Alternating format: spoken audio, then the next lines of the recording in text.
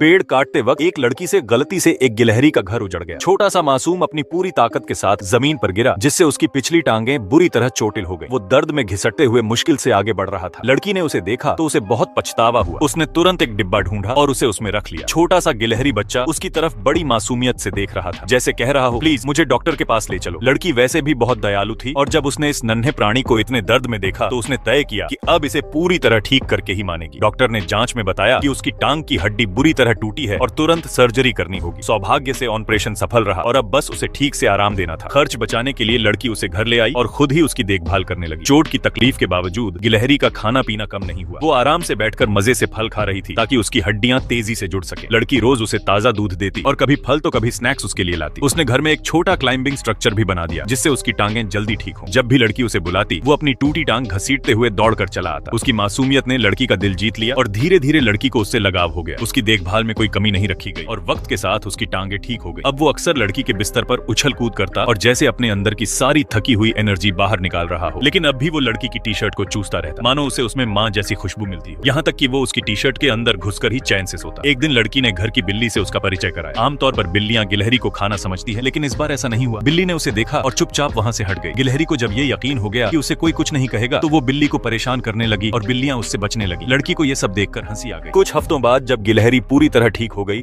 तो लड़की उसे जंगल में घुमाने ले गई ताकि वो नेचर से फिर से जुड़ सके। लेकिन जैसे उसे भी लगने लगा था कि अब वो दिन आ गया है जब उसे अपनी दोस्त से बिछड़ना होगा, वो लड़की से चिपक कर घूमती रही और उसे देखते हुए जैसे अपनी हर याद संजो रही थी। उस दिन लड़की ने उसे आखिरी सेब खिलाया और भारी मन से उसे जंगल में छोड़ आई। गिलहरी पेड़ पर बैठी रही जैसे उसे जाते हुए देखना चाहती हो और उसके बाद ही आंसू बहाए। लेकिन अगली सुबह लड़की ने देखा कि उसके घर की बालकनी में लगातार देवदार के फल गिर रहे थे। पहले तो लगा कि कोई मस्ती कर रहा है, लेकिन जब उसने ऊपर देखा तो वही गिलहरी थी जो अब रोज उसके लिए सबसे अच्छे फल लेकर आ रही थी। उसने लड़की का धन्यवाद करने का यही तरीका चुना था। लड़की ने अब उसके लिए अपने बगीचे में एक छोटा सा घर बना दिया ताकि वो जब चाहे आ सके। गिलहरी कभी कभी वापस आती, फल खाती और लड़की की गोद में आराम से बैठ जाती। अब वो दोनों एक दूसरे की जिंदगी का हिस्सा बन चुके थे और उनका ये रिश्ता इंसान और जानवर के बीच की सबसे खूबसूरत बॉन्डिंग की मिसाल बन गया।